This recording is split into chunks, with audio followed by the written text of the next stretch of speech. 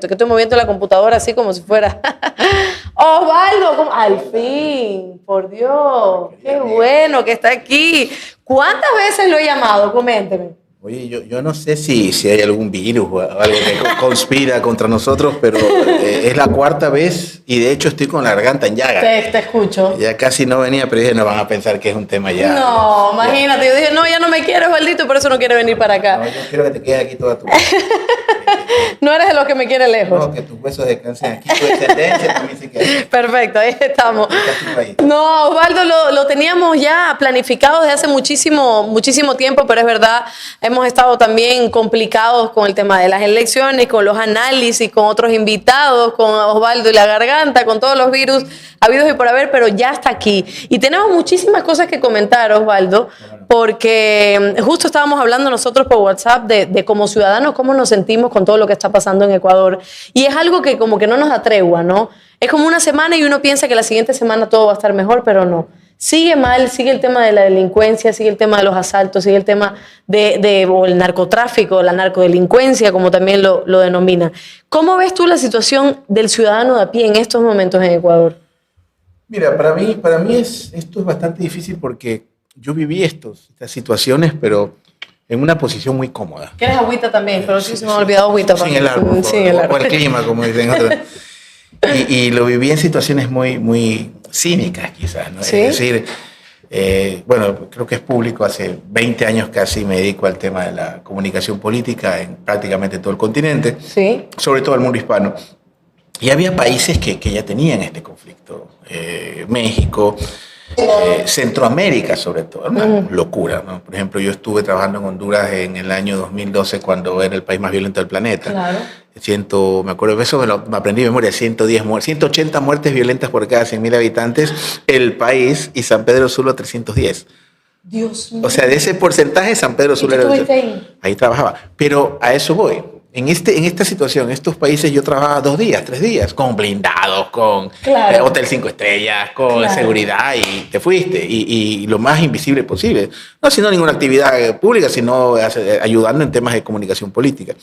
Entonces, vivirlo en tu país, temas que ya te diste cuenta, que viste cómo evolucionaron, y sobre todo el proceso, ¿no? Algo que a México le tomó décadas. Así es. Algo que a Colombia le tomó una guerra civil y décadas, acá en menos de 2 años. En menos de 2 años. Entonces yo escucho las teorías de conspiración. No, lo que pasa es que Correa se reunía con el Chapo en el palacio y hacía la ouija para hablar con Escobar. Esas son las explicaciones que te dan. Entonces tú te quedas, y como Chomsky decía, ¿no? El proceso de estupidización de las masas.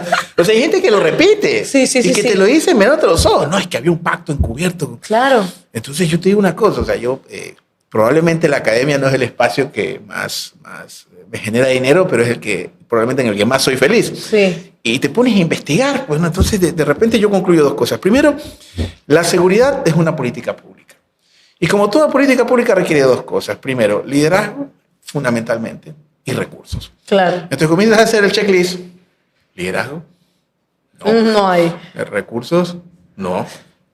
Entonces, no hay nada. Lo que vive el Ecuador termina siendo, para mí, básicamente un proceso de desmantelamiento del Estado. Que Moreno, que mira, que llegamos al punto de poder compararlo a Moreno como un parámetro positivo. Obviamente, si tú analizas las cifras de Moreno, porque hay un lustro seguro. ¿No? Hay un lustro. Si tú te pones a investigar, y no importa quién lo mantuvo, tú puedes investigar, del año 2016 empieza la curva a bajar. Ajá. Pero notablemente, porque cuando esta gente empieza, el correísmo, digamos, empieza en el 2006, las cifras eran más o menos 14, 15, que era la media. Digamos. Sí. Ajá. Entonces hay un descenso. Entonces tú te pones a escarbar e investigar, que creo que es lo honesto intelectualmente hablando. Y a mí me da lo mismo. Me gusta los medios de comunicación, pero digamos, no está sujeto, mi opinión, al escrutinio de Fundamedio. Entonces, este canal todavía no está avalado por Fundamedios, así que si quieren... No, con mucho cariño, yo creo que hay muchos medios que nos dan cabida. Entonces, bueno, para sintetizarlo, imagínate tú que repentinamente hay un proceso que lleva un lustro seguro, desde el 16 hasta casi el 20. De la media que ya competíamos con Uruguay, pues no con Colombia. Claro. ¿Ya? O sea, somos más inseguros que Colombia. Dios mío. Entonces hay un lustro donde empiezan las preguntas. Bueno, ¿qué hizo esta gente ¿Qué es lo que hicieron? Bueno, te empiezas a ver políticas públicas. Entonces, empiezas a ver el polígrafo, la inversión. Te pongo un ejemplo, por donde vive mi familia, que mi hermana te mandó saludos, María Moreno, había un país que casi que hasta las novias de los policías los iban a visitar, por no decir otra cosa. Era un cuartel de policía, a cuadra y media de la casa de mi mamá. No te voy, por seguridad te digo dónde es. Claro. Hoy se cae a pedazos. Y hay una maravillosa chica, una recluta, que obviamente hace lo que puede con lo que tiene. Y ni te cuento el resto de Durán, que justamente nosotros vivimos en Durán. Claro, claro. Entonces hay un proceso, para mí esto es el reflejo, obviamente, de un proceso de desmantelamiento del Estado.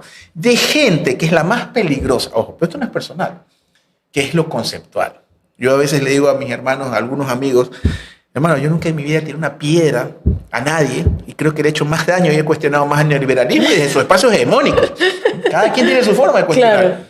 Pero el otro día, analizándolo de otra forma, nos ponemos a ver la situación del país. O sea, mucha la gente que rodeó al presidente, porque a mí Lasso comete 2 errores letales. Letales. Estos son como que dice, la primera fue la inoculación del cáncer y la segunda la metástasis. Bien. La primera etapa fue el quiebre con su aliado natural. O sea, fue una barbaridad. Así es. ¿Quién le dijo al presidente? Tiene que pelearse con él. Para no poner a un tipo quien le mando un saludo y aprecio y admiro, que es Henry Kronfeld, que es mi amigo personal, vecino del presidente, no te hablo de que vivían en la misma ciudadela, vecino de que si se pasaba la pelota, vecino, pasa la bola, una cosa así por el estilo. O sea, Lasso vive cerca con digamos, Henry Kronfeld. Y esto es público. O sea, su aliado natural, que lo ayuda a llegar al poder, le da la patada. Exacto. Esa fue la primera parte, como, bueno, entonces el presidente debe tener una fortaleza, hay un plan B que no conozco yo, ahí empieza. Todo el mundo pensó eso, ¿no? Dijo, bueno, pero espérate, el novelazo, porque era tremendo, ni las turcas. O quizás yo dije, probablemente se han sentado con, mira, la ingeniera. Sí. ¿No? Se sentaron con Pachacuti y hay una agenda programática, bueno, chao, adiós, corregimos, me parecía lo lógico, buena hora que sea un proceso así en el país. No. Y luego lo que para mí fue el tiro de gracia, la convocatoria de la consulta. Pero esa ya fue digamos... Sí, una locura. Benny Hill, bueno. ¿En qué cabeza y a quién se le ocurre convocar una consulta con unos niveles de poder? Olvídate de la popularidad. Y lo segundo, el desafiar a los electores.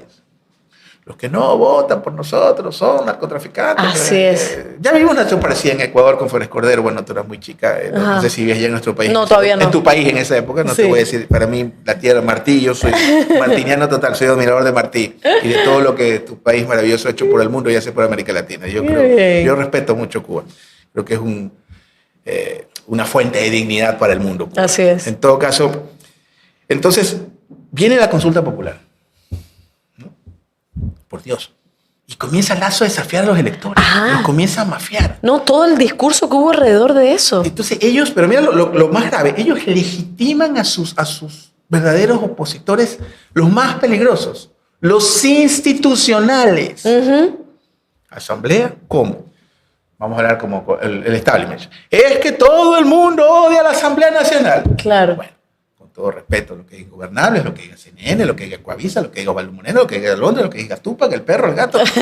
Lo que aquí vale en procesos políticos, lo que legitima son las urnas, te gusten o no. Exacto. Y en la pregunta, donde se le preguntaba a la gente, ¿dónde había que disminuir la asamblea? Esa pregunta le saca más puntos porcentuales de los que Lasso le sacará. Así es. Entonces, la asamblea está legitimada. Vamos, espérate un momentico, porque Osvaldo Moreno ha dado ahora una especie de resumen de todo lo que ha pasado en Ecuador y me encanta porque, claro, nos habíamos olvidado de temas cruciales que los han mencionado, pero quiero ir punto por punto, porque cuando tú decías sobre el tema del pacto, yo el otro día, para prepararme para entrevistar a Fernando del Rincón, que va a estar el domingo que viene, tenemos una primera cita, así que pilas, tienen que verlo, justo estaba viendo unas entrevistas que hizo con Paco Moncayo. Paco Moncayo fue a CNN, Osvaldo, a decirle a Fernando del Rincón que efectivamente todo lo que ocurría ahora y todo lo que ha pasado ahora es porque antes había un pacto con el narcotráfico. En otros gobiernos, decía, se cuida mucho, ¿no? Y Fernando le pregunta, ¿en qué gobiernos? ¿En cuál está diciendo? ¿En el de Lenín Moreno? ¿En el de Rafael de Correa? ¿En cuál? Y él obviamente menciona el de Rafael Correa. Y Fernando le dice, ¿pero cuál es su fuente? Y dice, según estudios de universidad. ¿Cuál? O sea, los típicos, ¿has visto esas cosas que salen en Facebook? La Cooperativa La Universidad de Australia. Cooperativa colombiana, claro. O una universidad de Australia dice que los canguros, ese tipo de, para mí que lo sacó de ahí. Simpsoniano total. Pero es que mira, es que me parece absurdo y además como un poco, además de incoherente y irresponsable también, que le diga, porque si él tiene pruebas, así lo mismo que ha hecho Lazo también, que en muchos momentos ha dicho el narcocorreísmo y el narcocorreísmo y tenemos pruebas de eso y no ha sacado ni una, eso a mí me parece irresponsable. Y ojo, no es en defensa de ningún gobierno, es defensa incluso a la teoría, y defensa a la fuente. Si usted tiene fuente de que hubo un pacto, menciónela. Y desde ahí hay mucha irresponsabilidad. Y ahora, esas son las autoridades que tenemos ahora manejando el país. Segundo, la consulta popular fue un fracaso. Y pensábamos que después de eso, por lo menos el presidente iba a decir, bueno, ya perdí, ¿no? Tiene un menos de 6% de credibilidad, creo. Es que mira, justamente, y bueno, entiendo que, bueno, los formatos son distintos, ¿no? Aquí hable lo que usted quiere. Es que imagínate, no, más que por el filtro, por el tiempo. Fíjate tú en el tema, lo otro que te decía, el Consejo de Participación Ciudadana y Control Social, que hasta ahora yo no lo entiendo. Sí, no, yo tampoco. Yo no soy abogado constitucionalista por si acaso, ¿no? Entiendo que es una interpretación que hace de poder, de los 5 poderes, bla, bla, bla. Yo tampoco puedo explicarlo, yo si me preguntan... pero es lo que sí puedo decirte, es que todo el mundo odia el Consejo de Participación Ciudadana. Bueno, la pregunta donde hay la mayor y contundente diferencia entre el no y el sí es esa. Son 16 puntos. Claro. O sea, no son 1, 2, 3, por lo menos en la de la extradición habían 4, que igual es hartísimo. Sí. O sea, 16 puntos le saca. Entonces, las instituciones... en teoría, que el establishment se trata de posicionar, de que son malas, etcétera, o sea, se legitimaron en el único ejercicio válido, al menos en democracia, que es en las urnas. Pero ¿y qué significa entonces eso? O sea, ¿por qué se legitiman? ¿Porque la propia ciudadanía o irle en contra del Lazo es un ejercicio de qué? ¿De democracia como tal? ¿Qué es? Bueno, la democracia plebiscitaria es uno de los ejercicios de la democracia. Y al menos, a ver, aquí hay 2 formas. Que Twitter, que para mí, te juro, si yo fuera jefe de Estado, le prohibiría el Twitter a los... Dime lo que les prohíbo el Twitter. Apoya la moción. Y les haría examen también, examen toxicológico cada mes. Empecemos, para combatir el narcotráfico no hay que consumir. Pero bueno, entonces, eso legitima. Pero es que, ojo, esto tiene una base conceptual. Ajá. Que mucha de la gente que rodeó al presidente, y no es nada personal, porque son gente, buenos muchachos. Oye, yo tenía mucha fe en Ecuador Libre. Sí, ya. Porque si tú ves, olvídate de los conceptos, sus currículum, gente preparada. Gente preparada, claro. ¿Ya? Pero que después yo me puse a pensar, y con muchísimo respeto lo digo, bueno, yo vengo casi 10 años compartiendo foros con muchos de ellos, y nunca nos mintieron, siempre nos dijeron que el Estado es un estorbo, que el Estado no sirve, que el Estado... Y al final, el problema no es lo que ellos decían, el problema es lo que Lazo hizo, de escucharlos. Claro. Y ahí la más grande catástrofe. Guayaquil, para que tú lo sepas, es más insegura que en la época de los piratas. ¿En serio? Guayaquil está... O sea, es que esto mira, es que estadísticas. Primer año de gobierno de Lazo. Guayaquil entre las 50 ciudades más violentas del planeta. Segundo año, 24. ¿A cuánto vamos a llegar? Entonces ya la discusión no es si termina el mandato. Yo te soy honesto, a mí me es indiferente si se queda, si se va. ¿Y cómo se resuelve esto, Osvaldo, entonces? Políticas públicas, liderazgo y presupuesto. Ya, pero a ver, liderazgo no lo tenemos y eso no lo vamos a tener con este presidente porque si hasta ahora no ha llegado, y esto a título muy personal, si hasta ahora no ha llegado a tener nada de liderazgo, ni siquiera dentro de su círculo, y con todos los eventos de corrupción y con todos los cuñados y con todos los padrinos y con todos los que liderazgo no vamos a tener. Políticas públicas, desde que él empezó o desde antes, nosotros sabíamos que políticas públicas enfocadas ¿a qué? A fortalecer más a su círculo que a otros, pero políticas públicas tampoco tenemos. Quiere decir que en 2 años más Guayaquil, ¿qué? Una de las ciudades, entre las 10 ciudades más violentas que hay en el mundo. Ya la preocupación no es si termina el mandato, es que también extrapolando, que esa es la parte más dura, que es la que te golpea con más fuerza. Saliendo de esta burbuja en la que vivimos los analistas, los espacios de opinión. Sí. Durán Barba lo llama el círculo rojo. ¿Ya? Yo te lo podría denominar la burbuja de la opinión pública. La gente en su día a día parece que estuviera resignada. Sí. Y la manera que se revela, un ejemplo de esto fue la consulta popular. Ajá. Para mí el día de la consulta, y se lo dije a varias cadenas internacionales, esto no lo digo porque estoy contigo, esto ya nada está oculto en el buscador, ¿no? Yo te lo juro que pensé que el día del resultado de la consulta el presidente iba a renunciar. Yo también, yo dije, ya ese era el siguiente paso. O sea, tanto que admiran a la Thatcher, tanto que admiran a Reagan, bueno, sí, el ejemplo, bueno. No, y no pasó. No pasó. Entonces yo dije, bueno, probablemente hay un cambio en la conducción. Claro. Tampoco pasó. Porque mira el caso de Bukele, por ejemplo. Yo no creo que esto se resuelva haciendo cárceles a mansalva. Bueno, si tú no resuelves el problema de base, que es quitarle la materia prima a la violencia, que es la pobreza extrema, no lo vas a resolver haciendo más cárceles más grandes, más chiquitas. Pero hay algo muy interesante del caso de El Salvador. Es la inversión que hacen en seguridad, que es el 5.5 del PIB de El Salvador. Obviamente es una economía chiquitita. El Salvador, sí, también yo siempre digo, así como yo soy, la verdad yo soy un ecuatoriano que vive en Latinoamérica, un latinoamericano que vive en el Ecuador, hijo de Morazán, de Betances, de Martí, de Bolívar, de San Martín, de Artigas, etcétera, etcétera. Pero El Salvador no tiene una razón de ser. Claro. Era la República Centroamericana, Ajá. como lo era lo que soñaba Betances en el Caribe, era la República Caribeña Americana. Pero en el caso de El Salvador, ese país chiquitito invierte el 5.5% de su PIB en seguridad. ¿Cuánto invertimos nosotros? ¿Pero de qué forma invierte en seguridad? Porque el caso de El Salvador a mí me parece muy interesante, sobre todo por las críticas que hay alrededor, pero también los logros que ha conseguido. ¿Y cómo es que invierte en seguridad? ¿En qué sector? Por ejemplo, no es solo construir las cárceles, que fue, si no me equivoco, lo mencionaron el otro día, que este gobierno iba a construir 5 cárceles más. Eso mencionaron. Te voy a dar un ejemplo. ¿Tú sabías que ahorita el 80% de los blindajes que ruedan por el Ecuador Ajá. ya no sirven? ¿Y tú sabías por qué? ¿Por qué? Porque la lámina, mira estas cosas que no ponen en el camino. Yo me encuentro con un señor que vende blindajes. ¿Quién no ha tenido la curiosidad ahorita en Guayaquil? Claro. Me cuesta casi como el carro. Ya te sale en la publicidad de Instagram y de todas las redes sociales, te sale. Entonces yo le digo, oiga, ¿cuánto cuesta? Tanto. Oiga, pero le soy honesto, le digo, no le puedo vender porque estoy esperando que me llegue la lámina para fusil. ¿Qué? O sea, el estándar en Ecuador antes era, yo qué sé, yo no soy experto en el tema, 9 milímetros, era para armas cortas. Ajá. ¿ya? Hoy en día, ¿ya? Los blindajes que de hace un año atrás, como no había demanda, y como ahorita hay una guerra, bla, bla, bla, es para fusil. Si tú no tienes el blindaje para fusil, que es lo que hoy día tiene la delincuencia organizada, el crimen organizado, no te sirve tu blindaje. No te sirve de nada. ¿Ya? O sea, tú puedes tener blindaje por una Magnum 44, pero si hay un fusil, ay, Dios mío santo, no te sirve ni como caramelo. Pero entonces, ¿cómo El Salvador hizo ese 5%? ¿Cómo lo invirtió? ¿En qué? Primero, en armar a su fuerza pública y a su fuerza armada. Eso es lo básico. Tú no puedes, y esto lo hemos, o sea, me ha tocado investigarlo porque es un problema que lo analizamos tanto en otros países y de repente viene el país y viene la otra parte que aquí yo no tengo guardaespaldas, blindaje, poder financiero, etcétera.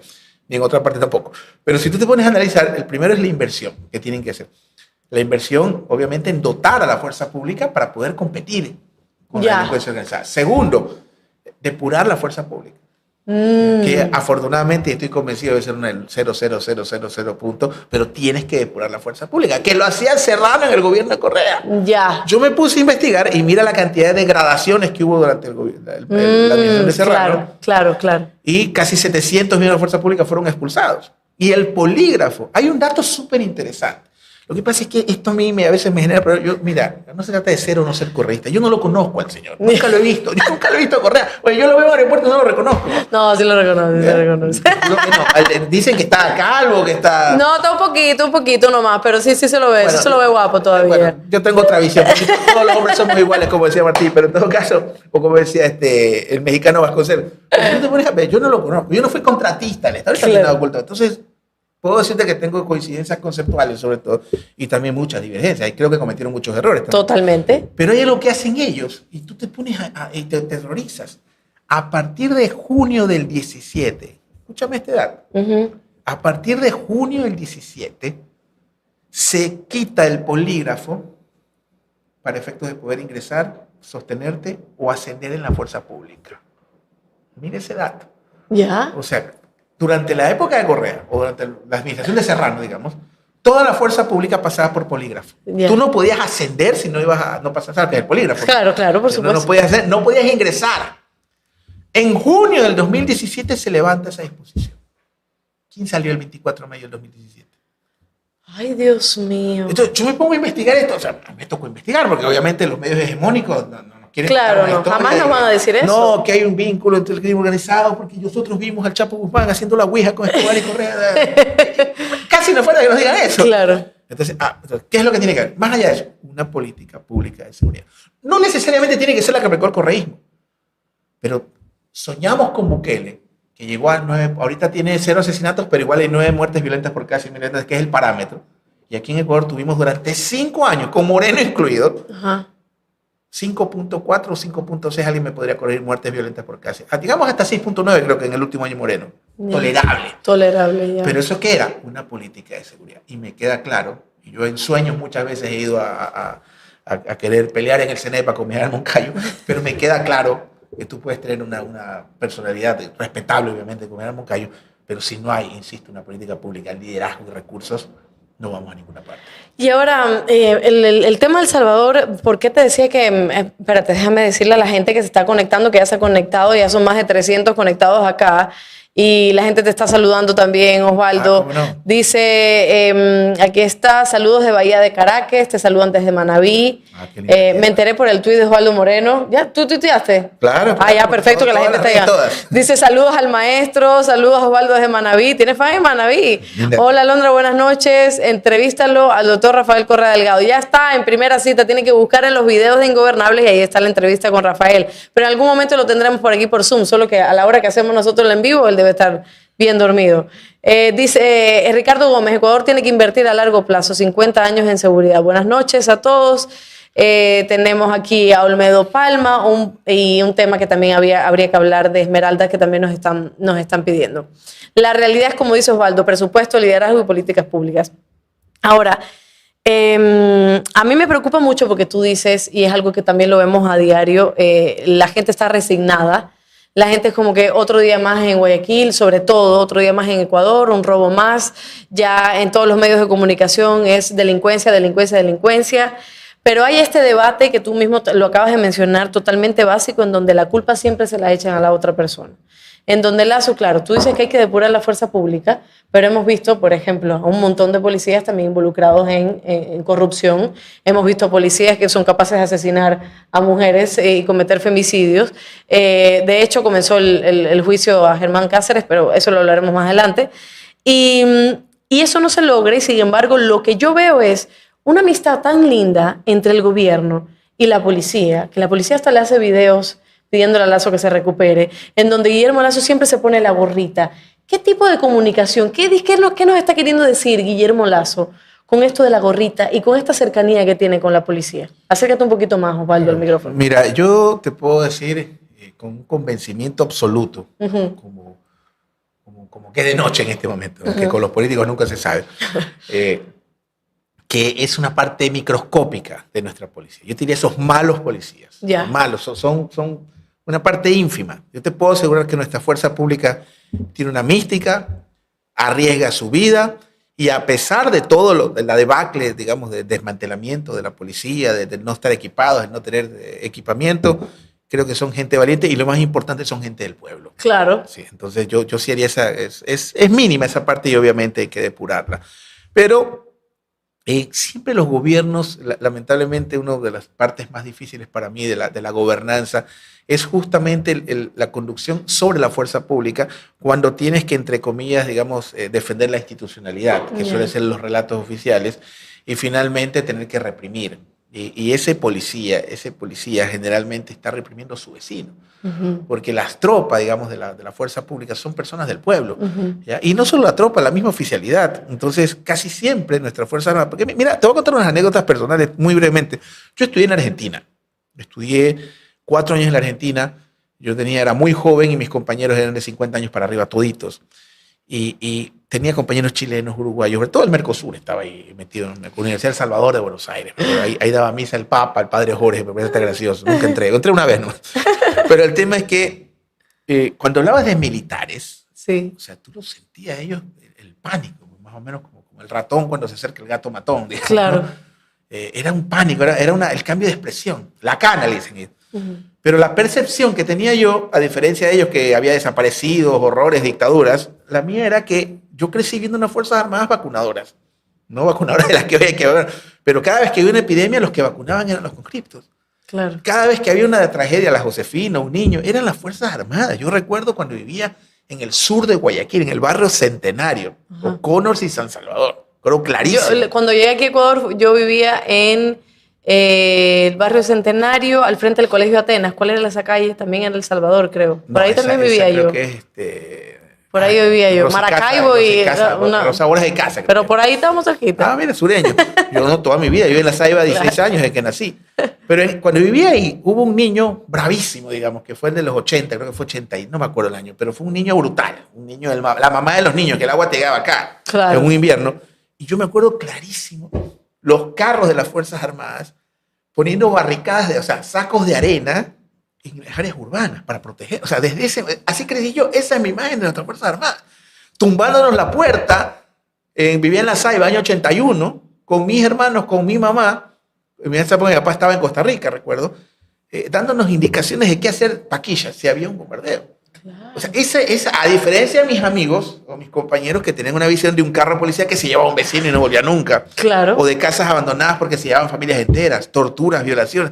Entonces yo sí reivindico nuestras Fuerzas Armadas. Porque cuando sales, digamos del país, te das cuenta de lo que tiene. Entonces yo sí soy un defensor en ese sentido, acérrimo de que hay que valorar lo que son los que han representado nuestras Fuerzas Armadas y nuestras fuerzas públicas. Pero eso no cambia la gran situación terrible que estamos viviendo y el estado de indefensión absoluta en que se encuentran los ciudadanos. Sí. La cantidad de negocios que se están cerrando. Por eso, ojo, bueno, entiendo que es otro tema que vamos a tratar, pero estas nuevas autoridades ya los veo 2 días quejándose del anterior o la anterior. Ya, basta. Ya. Espero que solo esta semana hablen de lo que se encontraron. Claro. Porque si hay algo que le criticamos tanto a Moreno como Lazo es acordarse el otro cada rato. Así es. Entonces, ya vamos a hablar también de los nuevos alcaldes y los nuevos prefectos. ¿Cómo no? Para analizar un poco también el discurso, ¿no? Mi abrazo a Manaví, perdón. Mi abrazo. Sí. Siempre digo a mi esposa que si me hubiera casado con ella, me hubiera casado con una Manaví. Mi esposa es colombiana, por si acaso.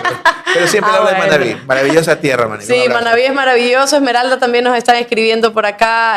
Javier Banguera dice: hola Londra de Esmeraldas, viendo tu programa. Desde Puerto Viejo también te saludan. Fabián Torres, Patricia Santillán, buenas noches, felicitaciones, saludos y excelente trabajo. Muchísimas gracias. De Huaquilla nos están escribiendo. Dice: al mentor Osvaldo Moreno, dice Herny Calderón. Muchas gracias. Marco Ulloa dice: buenas noches, Alondra, por favor, pregúntale a su invitado ¿qué locura cometerá si Lazo, si la Asamblea le destituye? Estamos hablando del juicio político. Nuevas autoridades, o digamos, las mismas con uno nuevo, ¿no? Que está Virilio Saquicela, otra vez presidente de la Asamblea, Marcela Holguín y Esteban Torres. ¿Qué pasa con esto en la Asamblea? Hay un pacto, está el Partido Social Cristiano, está UNES, y ahí, ¿qué significa esto para Guillermo Lazo y para Ecuador? Pero es que, Guillermo, no sé si Guillermo Lazo, porque quiero seguir pensando que son sus asesores, lanzó a los socialcristianos a los brazos de UNES. Así es. Pero a golpe, o sea, no es que te deje, ¿cómo es que se llama? Tiene un nombre, bueno, esto de que te terminan sin decir nada. El ghosting. Ajá. No es que le hizo ghosting. Le pegó, la empujó, lo empujó, digamos, no le demos género, ¿no? Fue un ente que claro, lo vapuleó. Sí. Pero acuérdate de entrada, el señor Correa es narcotraficante, pero lo llamé ayer. ¿Sí? Nebot es un matón, un conspirador. Herbas es un evasor de impuestos. Sí, justo ayer estuve con él. Sí, es una locura, ¿no? Y Pachacuti, ¿te acuerdas? Pachacuti creo que los iba a acusar de que le habían pedido cosas. Entonces, lamentablemente el mismo presidente dinamitó. Ahora, esto, porque el gran problema con los políticos no es lo que hablan, sino lo que hacen. Sí. Probablemente hubiera pasado por alto, porque también Correa era medio bocón. Pero lo que legitima a los jefes de Estado es su gestión. Si Lazo hubiera tenido una gestión efectiva, ¿ya? En estos aspectos que hemos comentado, probablemente fuera indiferente. El Congreso se pararía de cabeza, la Asamblea se pararía de cabeza. Porque hay un punto donde yo sí le tenía fe al gobierno. O déjame ser optimista, porque igual un escenario es que se mantenga el presidente, digamos que su intervención o consigue convencer a los asambleístas de UNES y no se va. Pero ellos tuvieron un lapso de creer en lo público, que fue la vacunación. Y fíjate que el plus de este gobierno es cuando cree en lo público. Claro. Cuando aplica una política pública con éxito, que fue la vacunación, les va bien. ¿Ya? Entonces, ¿pero terminó la vacunación? No, pues. Y se fue todo. Y se fue todo, digamos, por el caño. Claro. Pero a donde vamos es que la situación actual es básicamente lo que el gobierno ha cosechado. Ajá. Si tienes un asambleísta, porque también, o sea, a ver, también no es que Lazo inauguró la incompetencia o las cosas raras. Acuérdate cuando Correa mandó a la casa castigadas como escuelita a 3 asambleístas. Mira que yo soy provida total y tú lo sabes, pero yo entiendo que los parlamentos del mundo debaten estos temas y tú no puedes cohibir ni conculcar el derecho a alguien a defender su postura, te guste o no. Correa manda a la casa, pues creo que a la señora Pavón. Pavón, ahí estuvo ya 2 más, no me acuerdo el nombre, pero Pavón estuvo ahí, por eso ahora en su discurso cuando se atrevió también, yo le ponía en Twitter los ovarios que tiene Paola Pavón, que dice que va a garantizar, que va a ser un centro de salud, que va a garantizar también el aborto por violación a las niñas y a las mujeres, valga la redundancia, violadas. Esa mujer igual se enfrentó en ese momento también a Correa. Pero más allá de que esté o no esté de acuerdo, Correa las mandó a la casa castigadas. Totalmente. ¿Sí?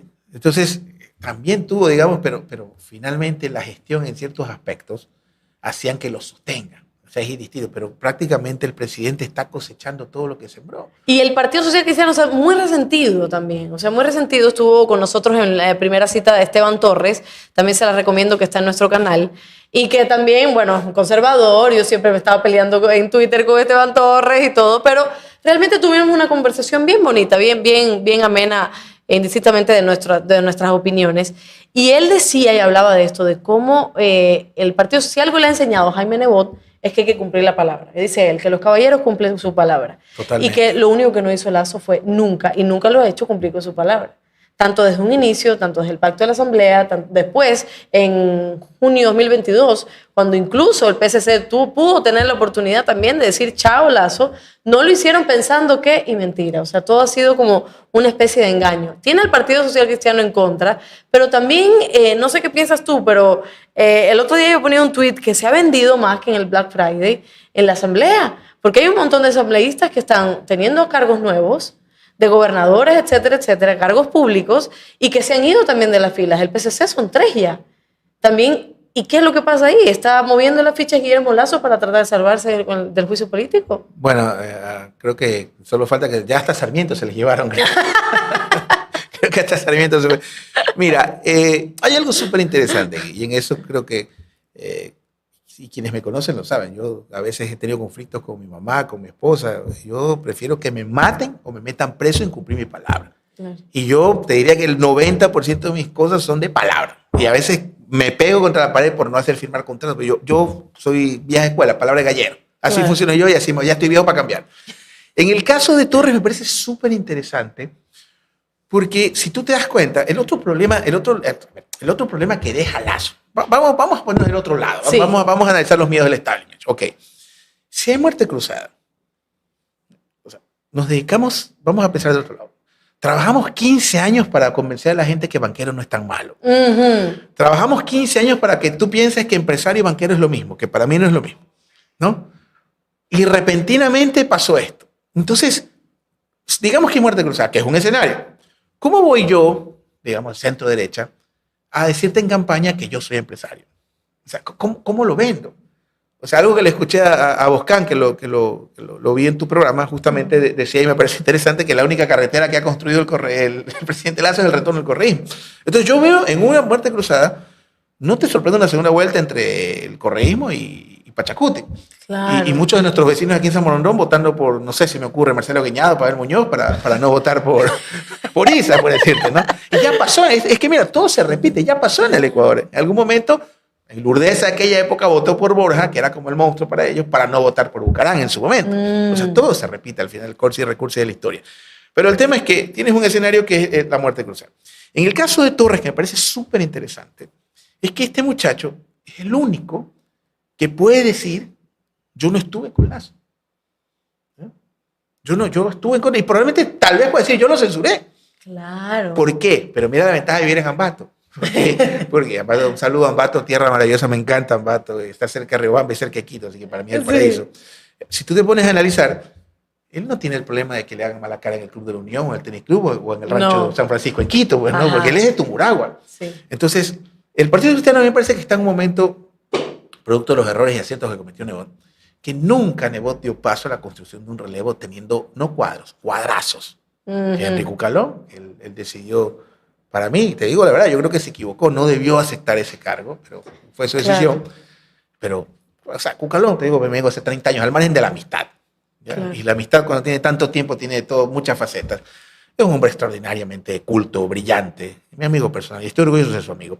Creo que se equivocó. Sí. Pero ¿en qué cabeza, con el amor y el respeto que tengo a mi hermana la Bombón, o sea, cuando escoges cuadros, o sea, obvias, no te digo que no pongas a la Bombón, pero teniendo cuadros desde la calidad de Cucalón, no lo pongas en el Consejo Cantonal. Si son varios, no es una superpersona. Así es. Entonces me parece que ese error que cometió Nebot, de no dar paso al que en parte lo cometió Flores Cordero, pero sí construyó el relevo con Nebot. Le pasó a Ricardo Novoa, le pasó a Guaya Gallardo, le pasó a Nemo Dajic, que podemos no estar de acuerdo, pero eran cuadros de su tiempo. El mismo caso de Cristina Reyes. Cristina Reyes, claro. Yo creo que Cristina es más de izquierda de lo que la gente piensa. Sí, totalmente. Espectacularmente mujer conceptualmente formada, latinoamericanista, conceptual. Ajá, o sea, que conoce a Cristina, o sea, y esos son los cuadros de los cuales Nebot prescindió. Y eso es lo que dijo Esteban Torres en la primera cita. De hecho, cuando le pregunté precisamente por Cristina Reyes, le digo, ¿por qué no apostaron también por Cristina Reyes para la presidencia?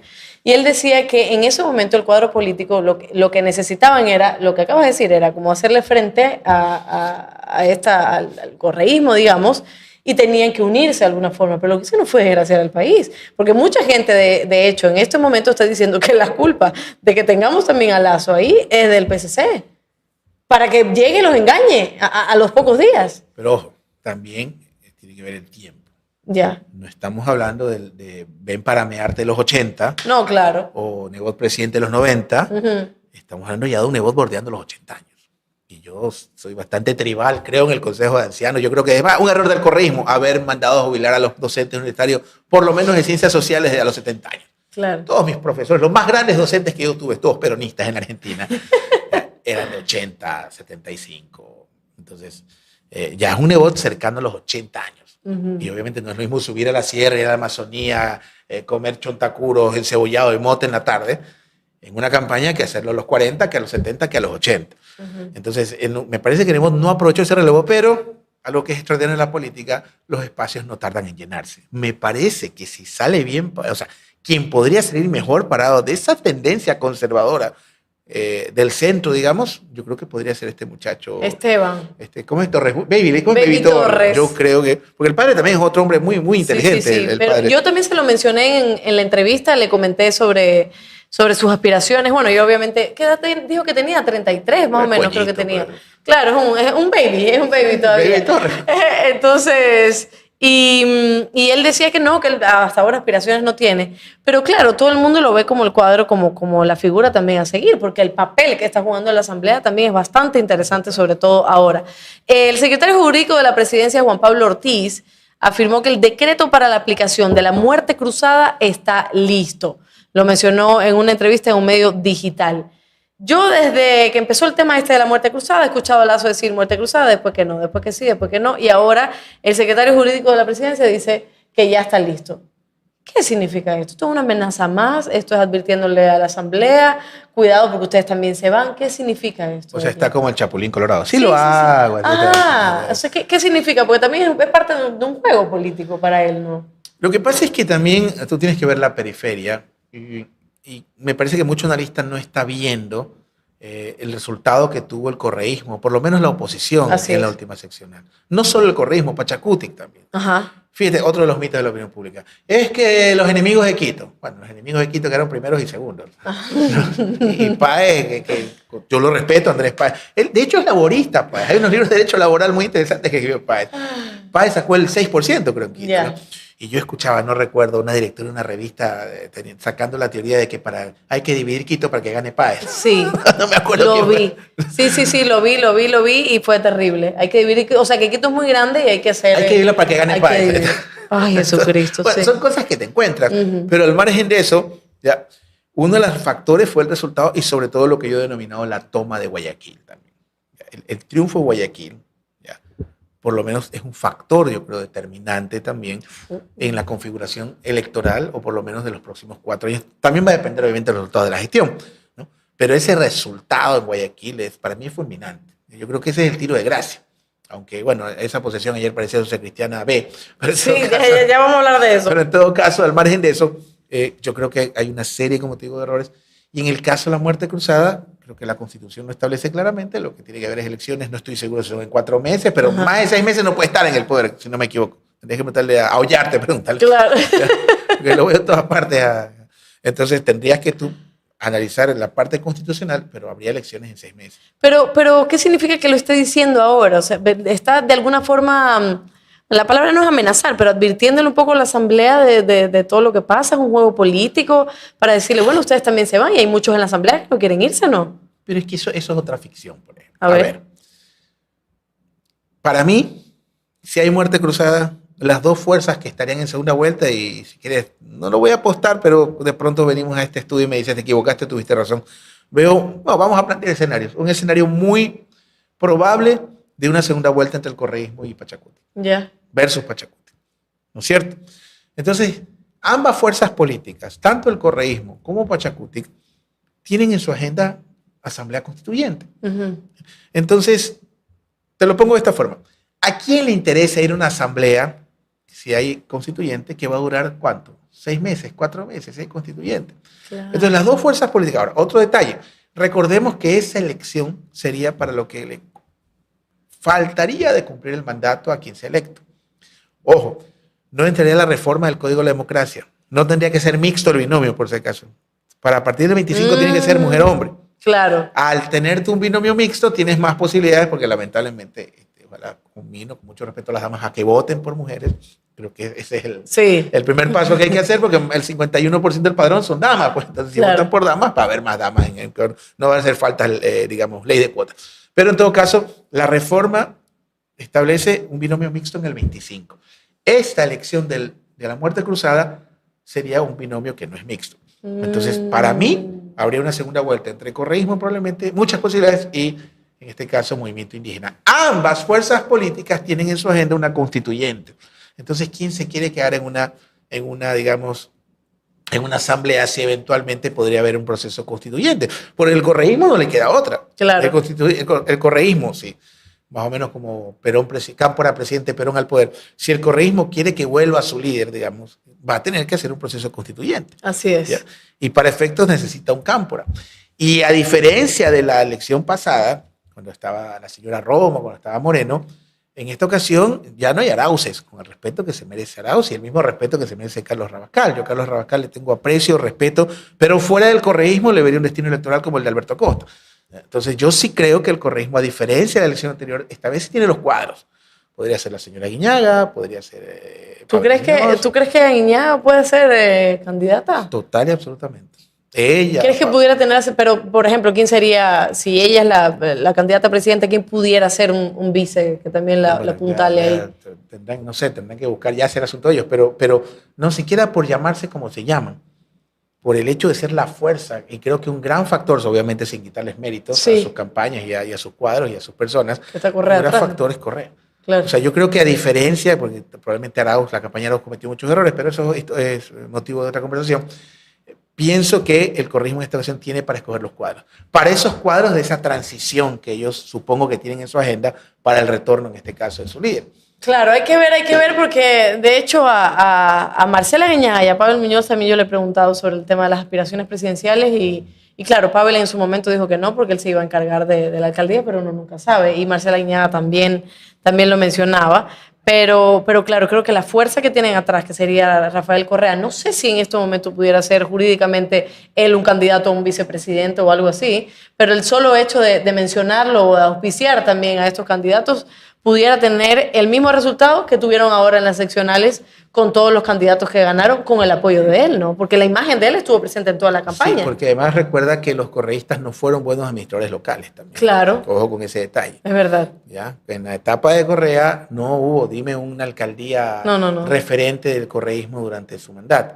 El liderazgo de Correa era tan fuerte que no notamos eso. Entonces también habría que ver los resultados, pero no es lo mismo una elección en 6 meses que en 2 años.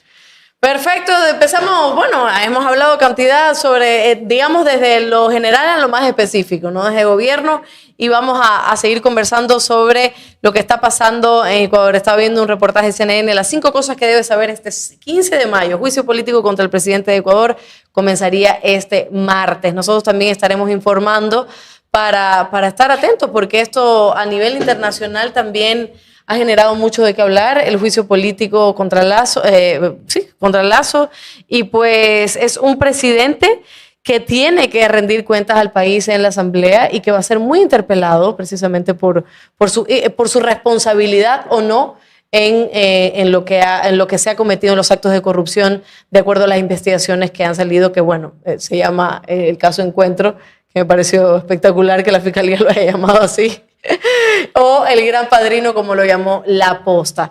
Y vamos ahora, antes de comenzar a hablar sobre el tema de las seccionales, a comentarles que están muchas personas conectadas. Está aquí, vamos a saludar a Manuel Aguilar, también dice: mi respeto, señor Moreno, saludos de Nueva York. Saludos fraternos. Ahí está. Creo que es la tercera provincia más grande de los habitantes. Mucha gente, ¿no? Saludos a la colonia migrante. Mis abuelos vivían en New Jersey. Aquí está Fabián M, dice desde Nueva York también, desde Long Island. Saludos. Está, bueno, Manaví, está Macarena desde Lojas, dice: viendo el mejor programa de las redes, mejor periodista. Muchísimas gracias por eso. Qué bello Loja, un abrazo. Sí, ¿no? Loja es lindo. Eso que dicen, el que no conoce Loja no conoce mi país, es mentira. El que no ama Loja no ama mi país. Eso es lo que así es. A mí me encanta Loja. Hemos ido a actuar y la verdad que es un lugar de maravilloso. Matilde, de Palacio, de Benjamín Carrión, de Maguad. Bueno, algún error, algún defecto tenía. Henry Calderón dice: también hay un mal en nuestros líderes ya crecidos en edad, dice. Es que no están siendo mentores de liderazgo. Es por eso que no hay quien asuma con responsabilidad después que ellos vayan a descansar. Los viejos políticos no se retiran, los retiran. Así es. Dice, ya que está, David Paredes, Mario Serrano también nos saluda. ¿Para cuándo un buzo de Jamaica? Dice. Porque este es de Perú, ¿no? Sí, sí, claro. Pero usted tiene buzos de varios países. Solo del mundo de América Latina. Ah, mira. Ese es mi mundo. Ah, bueno, entonces yo ya. Soy como Vasconcelos, yo soy la raza cósmica. Está bien, está bien. Aquí está Kelly Osvaldo, está Omar Novoa, que también es una de las personas que se suscriben a nuestro canal, está suscrito a nuestro canal. Recuerden que tenemos también nuestras membresías, la de Primera Cita 5,99 al mes y la de Ingobernables 9,99 al mes. Y en este momento en Guayaquil se va a caer el cielo porque empezó a llover. Muchísimas gracias por conectarse a todos. Recuerden que coméntenlo, compartan este link para que las personas se puedan conectar. Vamos a las seccionales, porque ayer fue un domingo, pero bien dinámico, con muchísimos discursos. Bien candela. Y vamos a comenzar, ¿por quién comenzamos? Vamos a comenzar por Aquiles, vamos a comenzar por Guayaquil, porque fue bastante interesante. Yo estuve ahí, de hecho, fui a ver qué pasaba. El jueves tenemos una entrevista con Aquiles Álvarez, el nuevo alcalde de la ciudad de Guayaquil, que hoy a las 6:30 de la mañana llegó, pero re temprano a la alcaldía con su mochilita y todo el mundo asombrado. Hay quienes decían, pero que están acostumbrados a que Borrero y Lasso se levanten tarde, pero bueno, llegó tempranito el alcalde a la ciudad.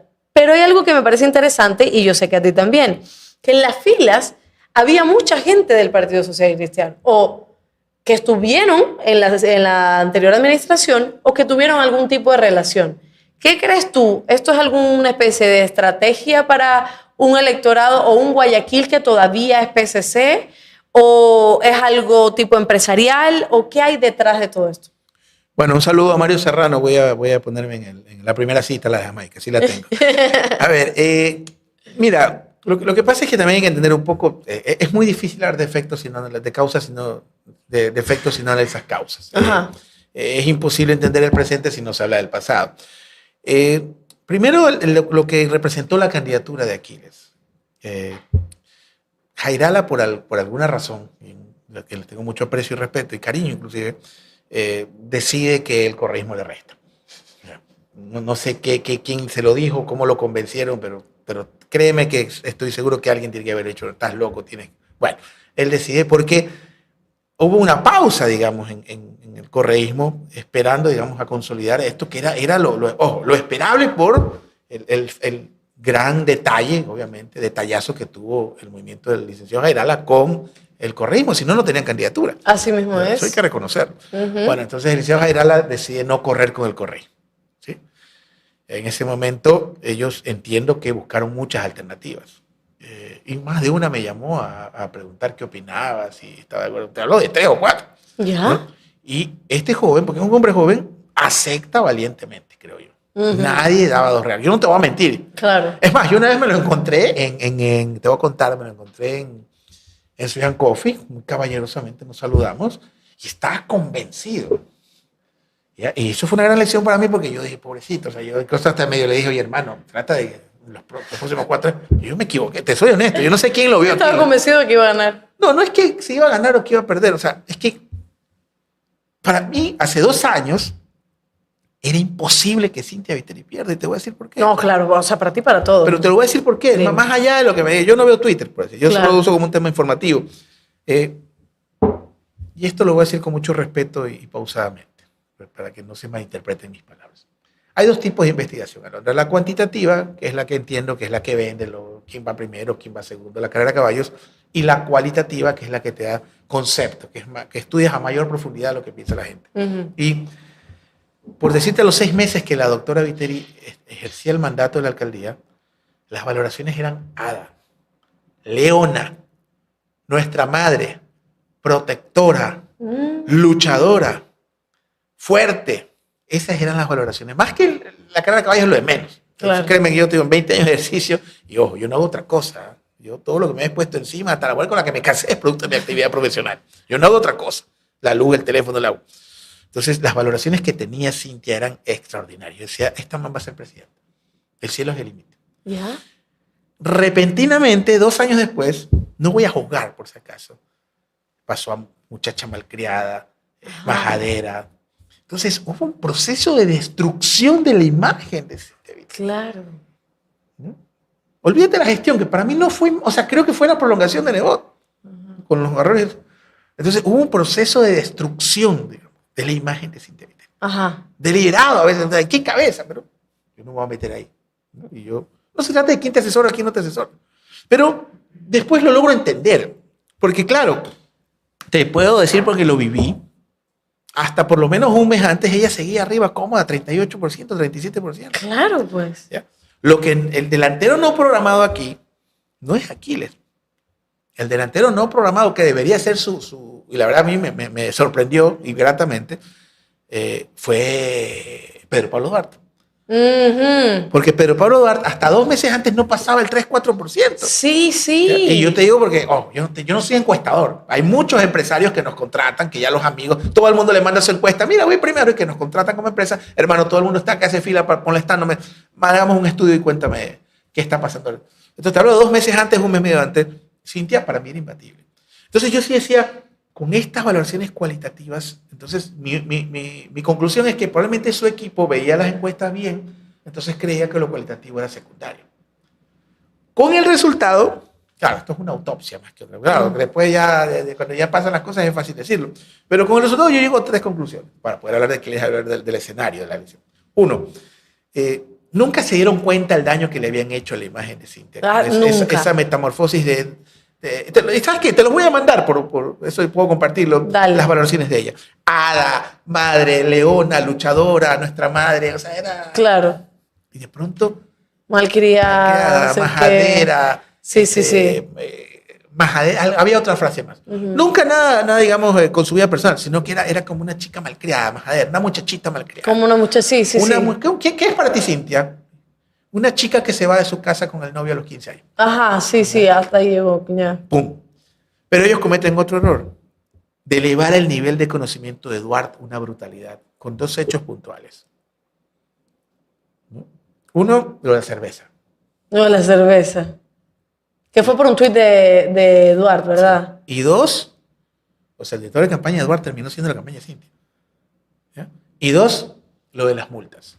Lo de las multas. Ya todos botábamos espuma, estábamos histéricos, pero estábamos echados al pero se metieron con Duarte porque querían de alguna forma invalidar a Aquiles, porque dijeron, este no nos va a ganar, vamos a meternos con el que pensamos que sí nos va a hacer la competencia, ¿o qué? Porque ahí lo que le hicieron un favor es a Aquiles también. Pero es que, ya voy para allá. Ellos hacen que el nivel de, cuidado, a mí lo que menos me importa en una elección es la intención de voto, en principio, sino el nivel de conocimiento.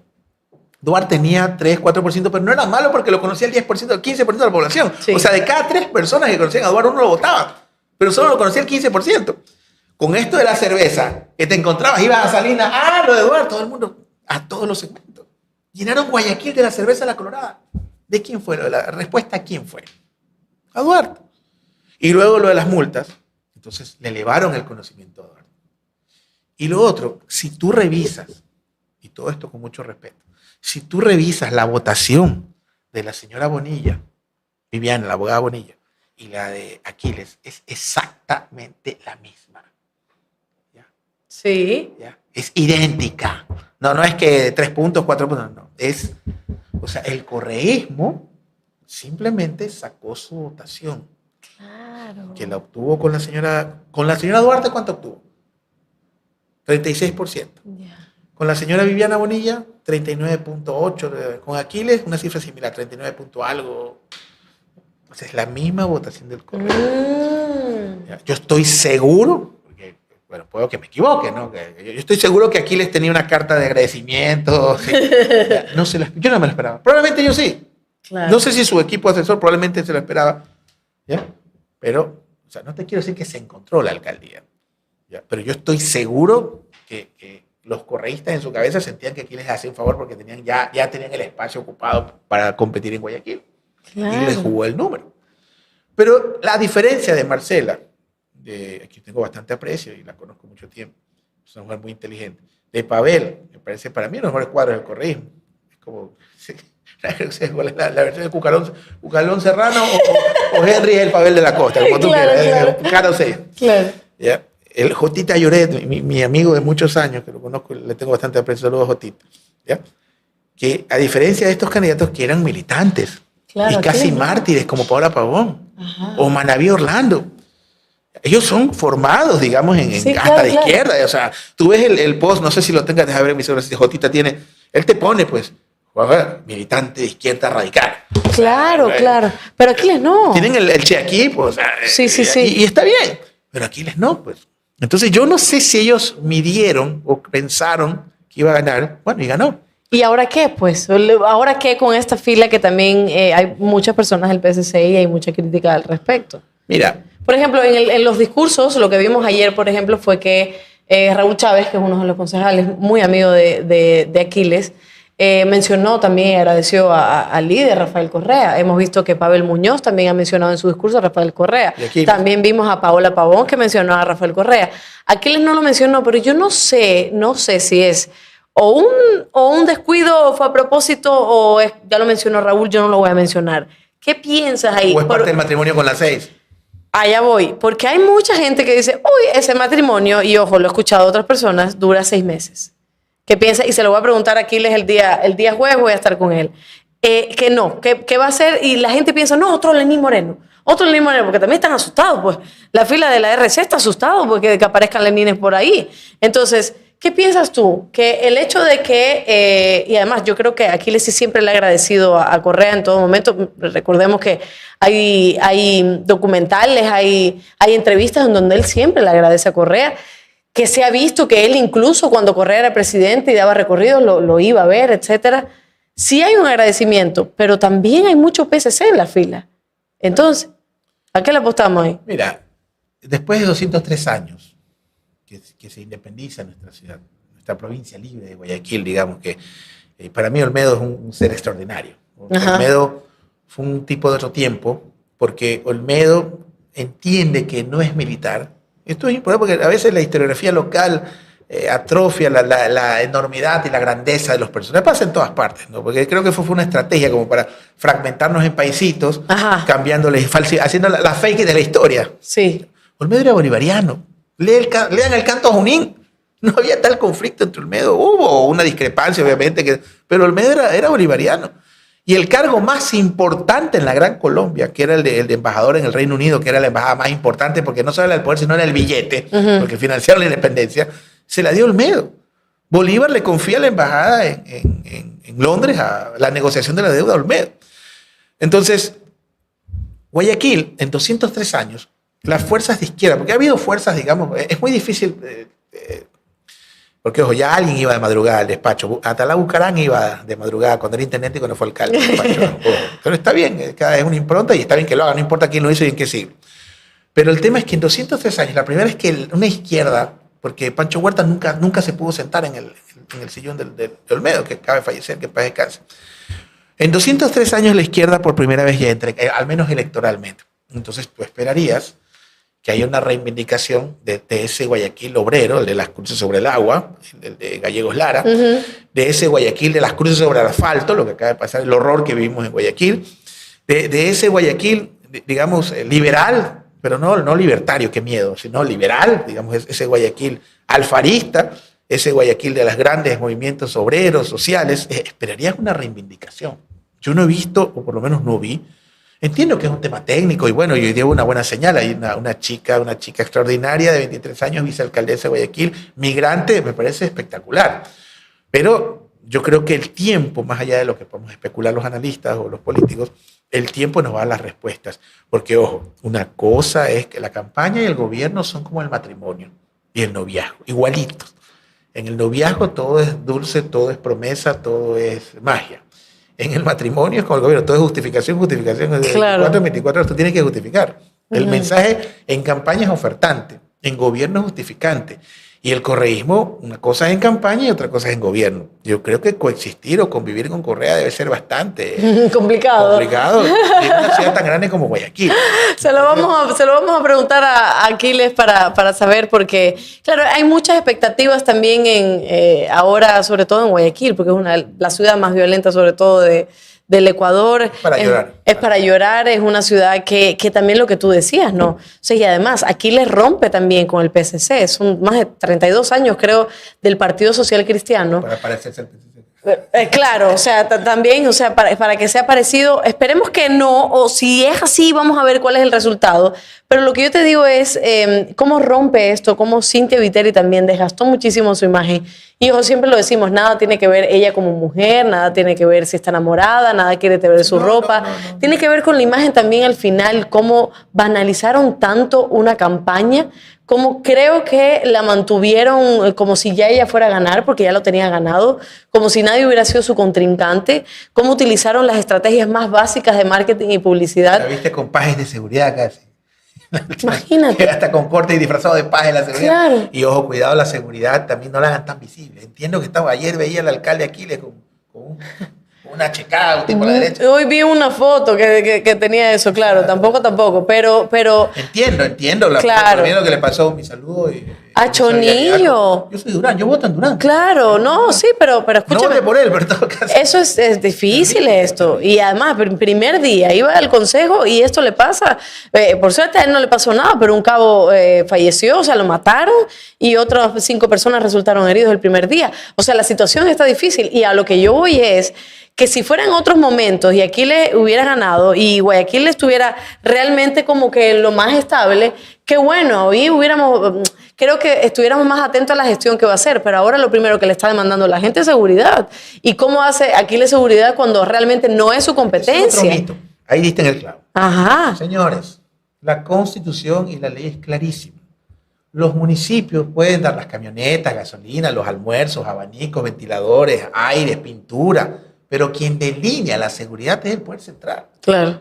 Es que es demagógico que queramos echarle la culpa, la responsabilidad a los gobiernos locales. Él en su discurso dijo que, bueno, que iba a trabajar, siempre lo ha mencionado, el plan de política criminal, que iba a aumentar la policía, etcétera. Vamos a ver qué es lo que le para. Yo lo que sí puedo decir es que he estado viendo algunas críticas en Twitter, porque ahora todo el mundo es especialista. A mí me encanta eso.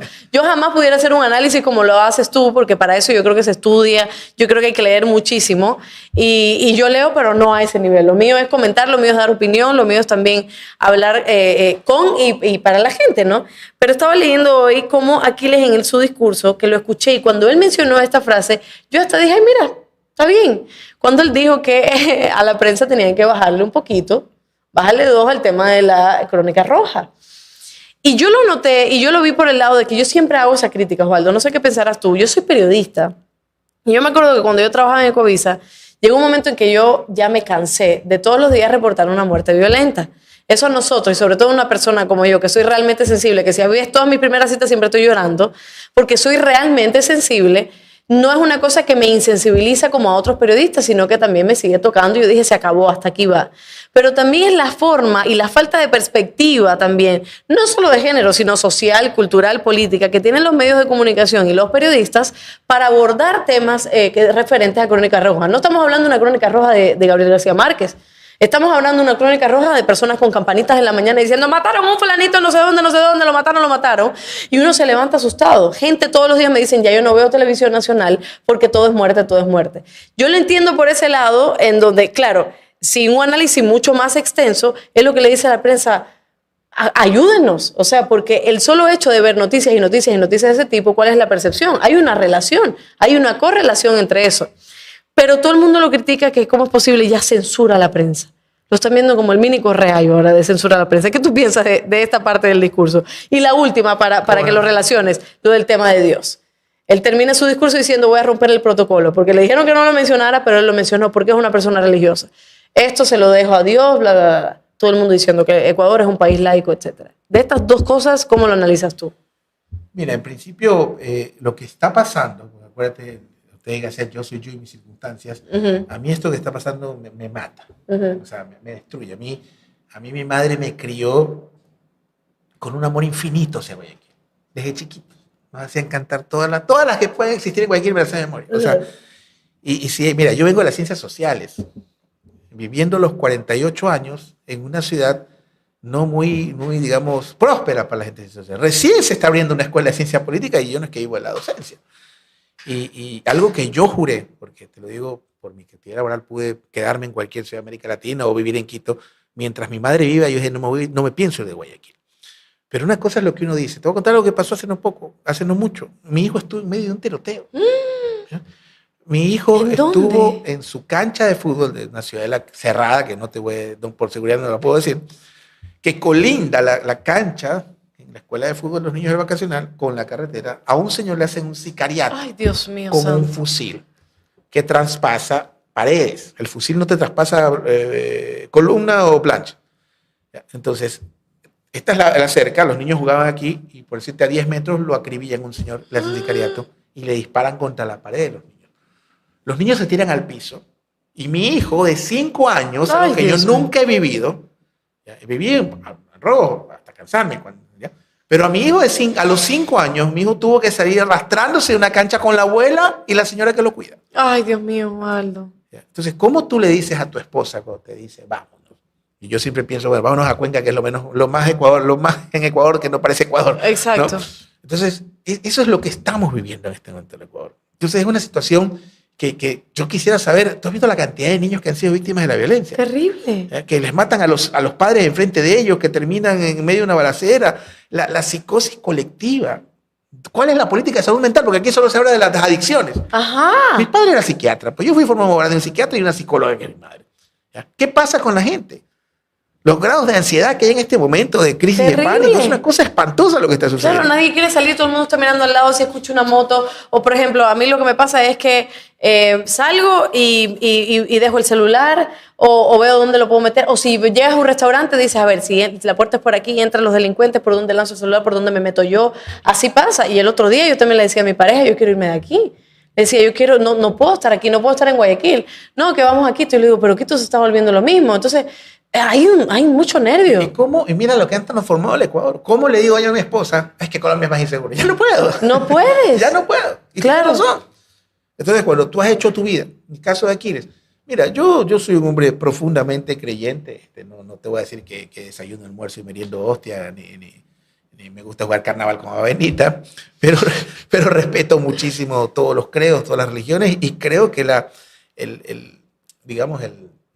fe de una persona es un ámbito personal y que lo puede manifestar siempre que no afecte la conducción de las políticas públicas. Claro. Entonces, si en el atril el hombre desea rezar el rosario o desea orar cuando va, como yo lo hacemos en familias de que tengo, mi mamá nos enseñó siempre eso, yo no lo veo mal. El problema es cuando, obviamente, el Estado se quiere meter, o por lo menos administración, en estos temas ya romper, digamos, la parte. Oye, ¿y esta cercanía con Tabaqui, el gobernador de Lazo? Bueno, tienen que trabajar juntos, porque de hecho son vecinos. Ajá. Así que me parece coherente que se lleven bien. Y aparte que Tabaqui es un tipo agradable. Coherente, sí. Es buena persona. Él y su hermano. También lo vamos a invitar a una... Los Tabaqui son buenas personas. A una primera cita, sí. No? Tengo que agradecer a Alex, que no me puso su apellido, que acaba de donar una gran cantidad. Muchísimas gracias por eso. No sabe lo feliz. Sí, dime. Ah, ya, bueno, pero acaba de donar. Yo digo, se equivocó Alex, pero muchísimas gracias por donar. Y también, espérense un momentito porque tengo que agradecer. Son miles, pero de pesos. Aquí está, ¿dónde está? Macarena, que también acaba de donar al canal. Recuerden que pueden hacerlo mientras estamos en vivo en el super chat y pueden donar en este momento y pueden apoyarnos a seguir comunicando y a seguir haciendo esto que hacemos con muchísimo amor, con muchísimo cariño. Y queremos hacerlo todos los días. Pilas ahí, queremos hacerlo todos los días para ver ¿qué opinas tú? O sea, hacer algo de tipo análisis, tipo mesa redonda todos los días para analizar todas estas cosas aquí en Gobernable. Por supuesto. ¿Verdad? Creo que valdría la pena. Sí, pasando un día mejor. Pasando un día, ¿verdad? No lo berreas, como decimos en Guayaquil. Ya, perfecto. Yo creo que pasando un día es mucho. Pasando un día está bueno. Muchísimas gracias a todas las personas que se han conectado hasta ahora. A ver, dice... Esta persona siempre me recomienda a Augusto Tandazo, ya lo voy a entrevistar. Mickey Jr. Yo me acuerdo que cuando estaba en un café con JJ, él siempre nos escribía. Víctor Villacrés dice, saludos a Londres del invitado, muy buena entrevista y temas varios, recién me conecto. Espero cambie la situación con el involucramiento de las nuevas autoridades. Y hay una persona que me decía que por favor pueden analizar la situación del país en caso no se apruebe el juicio político a Lazo, o sea, que continúe. Y hay otras instancias del legislativo para sacarlo del poder. La ciudadanía, ¿cómo lo tomaría? Yo veo calles llenas, dice Adrián. Y lo mismo le pregunté yo a Esteban Torres, lo mismo le pregunté a Pedro Granja, lo mismo le he preguntado a un montón de personas. ¿Qué pasa si no pasa lo del juicio político, si Guillermo Lazo sigue ahí? Y la gente dice, va a salir a las calles y hay una preocupación. ¿Qué opina Osvaldo Moreno? Yo creo que la gente está tan imbuida en su tragedia que no sale.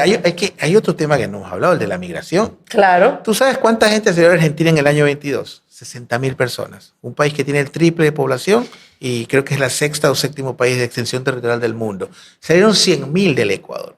100.000, formalmente. Se calcula que hay una cifra similar por el Darién, por la frontera con los Estados Unidos. O sea, es una tragedia migratoria. Por el Darién, el Ecuador es el tercer país con mayor cantidad de personas en movilidad. El tercer país. Y tengo entendido que en el Austro es una locura. Es horrible. O sea, y el otro problema, el colapso de los servicios públicos. ¿Cómo la delincuencia no juega al pepo si ahora las placas son un papelito que puedes escanearlo en cualquier parte? No hay placas.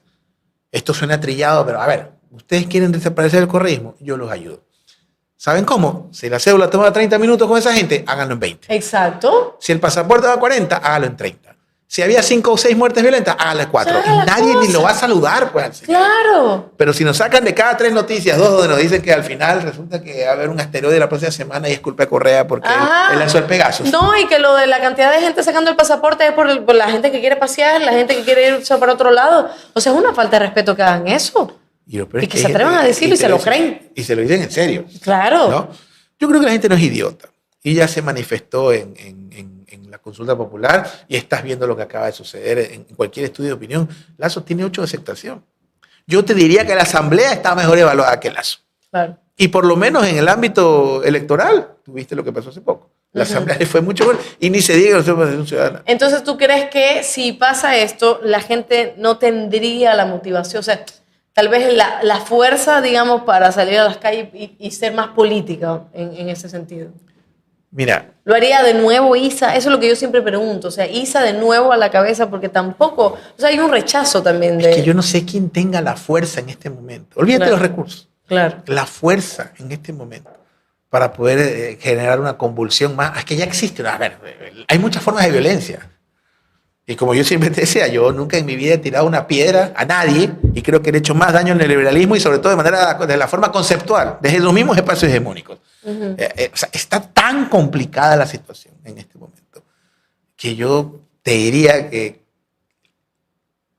una reacción de esa situación solo sería un síntoma más de lo que estamos viendo en este momento. No le encuentro sentido porque para mí este es un gobierno que ya se terminó el 5 de febrero. En este momento lo que está es con respirador. Claro. Debería existir, porque esa es otra.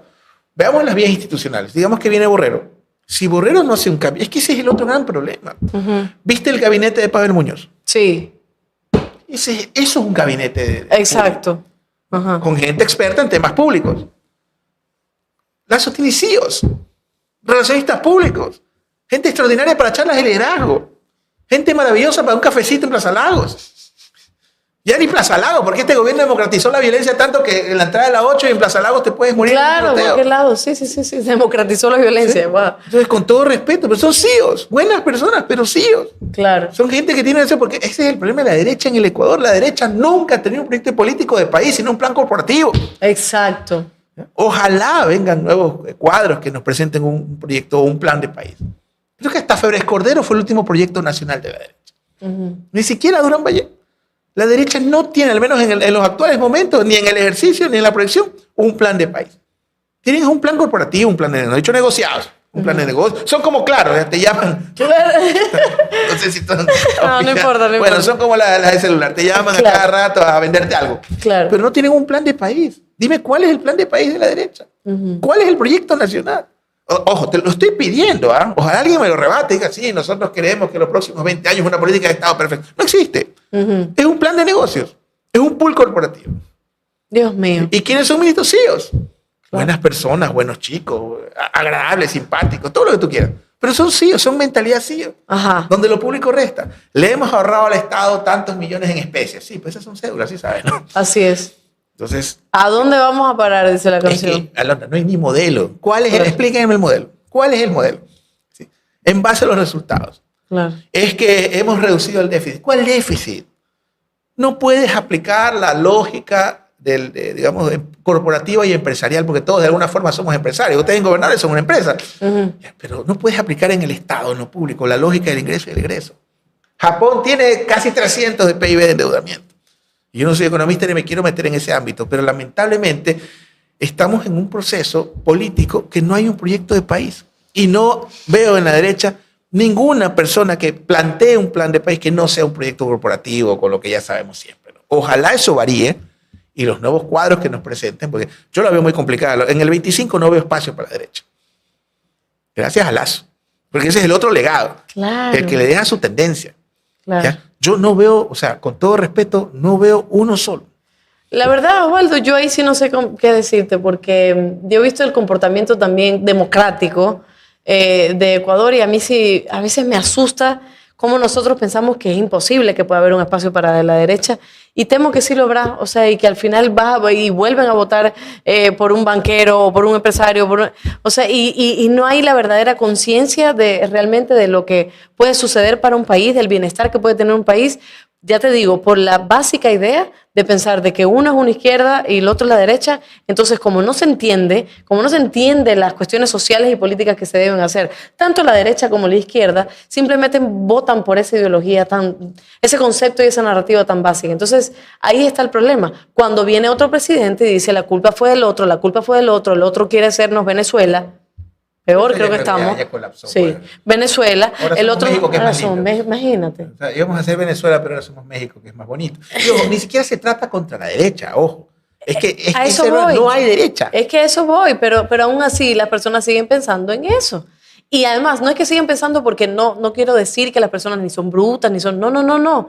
Es que los políticos se han encargado de eliminar por completo el discernimiento político de las personas, de la comunidad en sí, que simplemente lo que hacen es escuchar un discurso y decir, bueno, este me está diciendo que vaya contra Correa y a mí no me cayó bien Correa porque me quitó tal cosa, entonces voy a votar por él. Y no se da cuenta de las respuestas. Si todos esos troles, si toda esa gente que apoya Lazo, si todos aquellos realmente llegaran a un consenso y dijeran, ¿sabe qué? Pero estamos mal ahora. Vamos a elegir, vamos a formar, vamos a construir y lo único que hacen es destruir. Y si todos aquellos que pensaban o que piensan que Correa es la mejor opción, pensaran también en las cosas que no se hicieron bien y que pudieron hacerse bien, también estuviéramos construyendo algo en la unidad. Fernando del Rincón decía, estoy adelantando la entrevista, pero él decía, creo que todos los políticos llegan a un punto en donde siempre le echan la culpa al pasado y al que está atrás. Pero si se unieran realmente, y hablaba hasta de UNASUR, si se unieran realmente para un fin político latinoamericano, creo que ahí hubiera podido y puede existir el cambio, pero no lo hay. Mira, lamentablemente no somos un país porque nos quedamos en nación. Y pero eso lo decía realmente Abelardo Ramos, esto digamos, de la fragmentación de nuestros países, del Caribe, que para mí es una barbaridad que ojalá se pueda. De hecho, nosotros somos parte de eso. Acuérdate que yo cada vez que estoy en Colombia, estuve recién en Cali, sí. Y yo cada vez que voy a Colombia siempre les digo a los colombianos, es hora de que el departamento del sur regrese a la Gran Colombia y que el Bajo Cauca regrese al Ecuador. ¿Por qué? Porque Ecuador fue el departamento del sur de Gran Colombia y el Bajo Cauca, de Popayán hasta Pasto, fue parte del Ecuador casi 4 años. Entonces es un sinsentido, pero mira, para mí es súper importante la educación. Esa es la clave. Mira, yo el otro día, te voy a decir unas cosas más tristes que he escuchado en mi vida, que así como la inseguridad me dañó el día, pero no contra la persona que lo dijo, sino que qué pasó, en qué me falló. En una universidad pública, en la Universidad de Guayaquil, me invitan a dictar una conferencia y se para un chico al final de la conferencia, que básicamente para mí la Universidad de Guayaquil es todo, porque mis padres se formaron ahí. Yo soy un hombre formado con valores de mi padre y mi madre que se estudiaron y formaron en la universidad pública. Tal vez nunca estudié en la universidad pública, pero yo reivindico lo público. Y se paró un muchacho a explicarme que la universidad pública era una farsa, o sea, que la universidad pública era un problema, que la universidad pública no debería existir, que era un problema, casi como escuchar a este impresentable, como se llama el argentino, no me acuerdo, Mamey creo que se llama, bueno. Milei.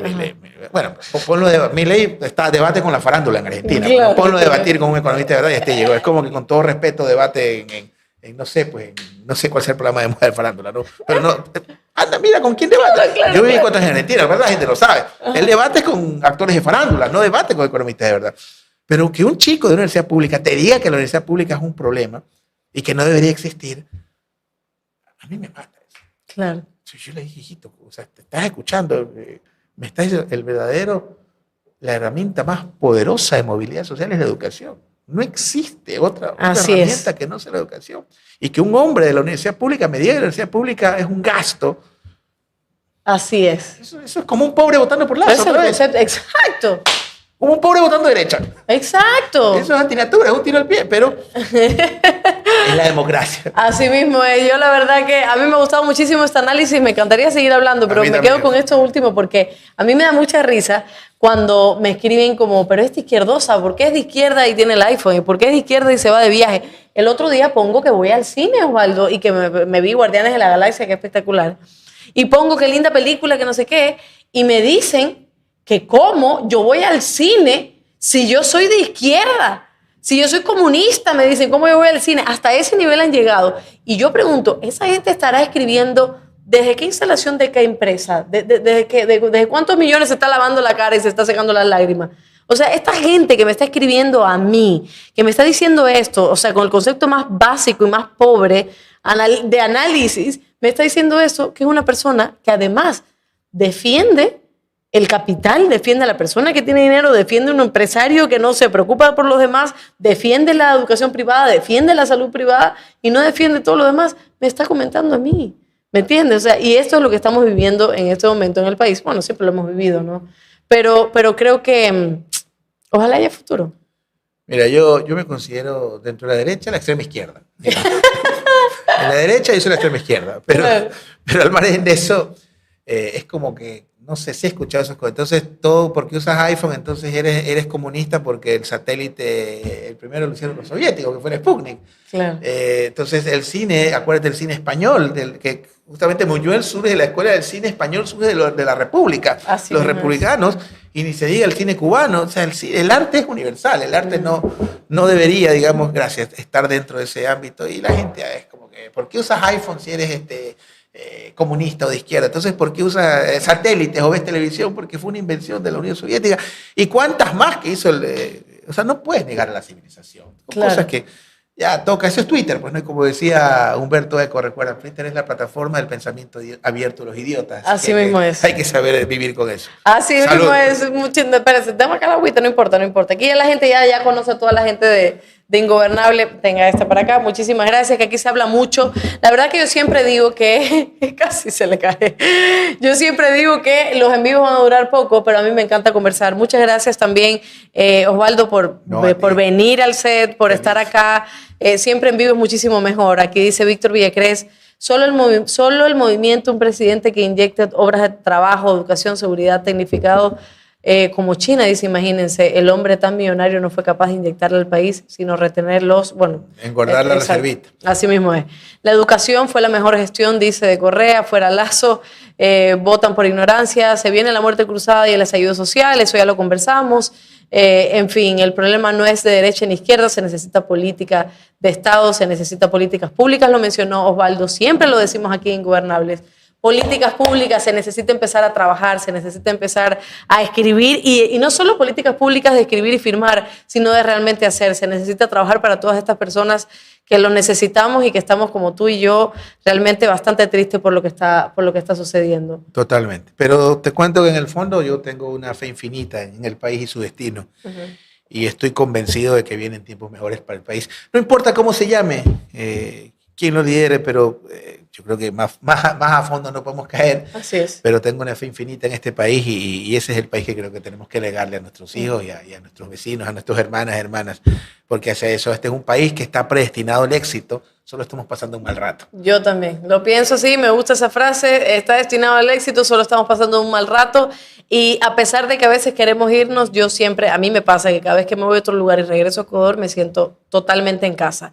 Muchas personas dicen, hay que irse, muchas personas se están yendo, solo miren la cantidad de personas que están saliendo por el Darién y por otros lugares, como lo mencionaba Osvaldo, personas que están de forma desesperada, movilizándose con hijos, con lo que les quedan, con las sábanas, con poco que tienen, se están movilizando. Solo miren eso, yo se lo hice una migrante, se lo hice una persona que vino normal, en avión, sin ningún problema. ¿No viniste en balsa? No vine en balsa, como algunos piensan.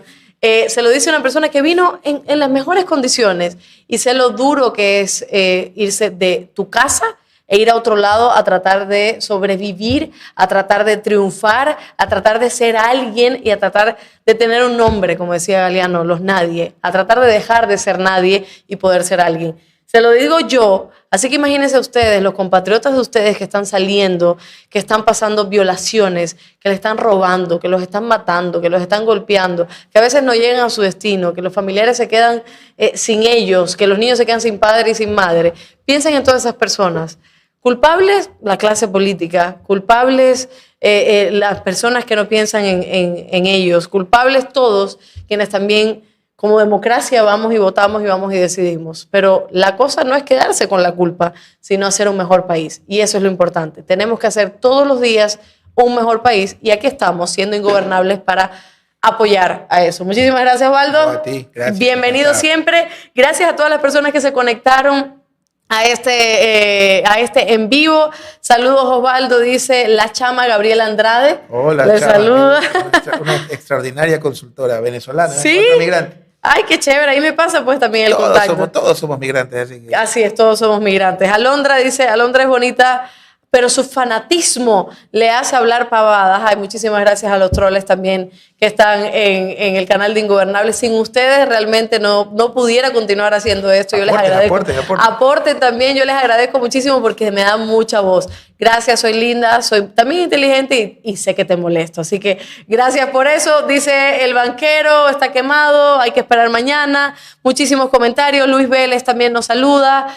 Humberto Ramírez, Roberto Alarcón, Adrián Coloma, Víctor Villacrés, Javier García. Gracias a todos por aportar también a Ingobernables. No importa la moneda, usted aporte, porque nosotros tenemos que continuar haciendo este programa. Tenemos muchísimas nuevas sorpresas para ustedes. Se viene este domingo una entrevista con Fernando del Rincón. Nos dio una entrevista de más de una hora, prácticamente una clase de periodismo donde hablamos muchísimo sobre este maravilloso oficio, hablamos de política, hablamos de Ecuador y este domingo tenemos esta primera cita a las 20 horas. Pero el jueves tenemos también una cita, pero un en vivo con el alcalde de Guayaquil, Aquiles Álvarez. También vamos a planificar otras con el alcalde de Quito y la prefecta, por supuesto, pero el primero que nos ha conseguido su espacio y nos va a abrir la casa también de la alcaldía es Aquiles Álvarez y lo tendremos en vivo para que usted se conecte a las 8 de la noche y también haga sus preguntas al nuevo y flamante alcalde. Nos vemos entonces en otro en vivo. Gracias a todas las personas que siempre se conectan,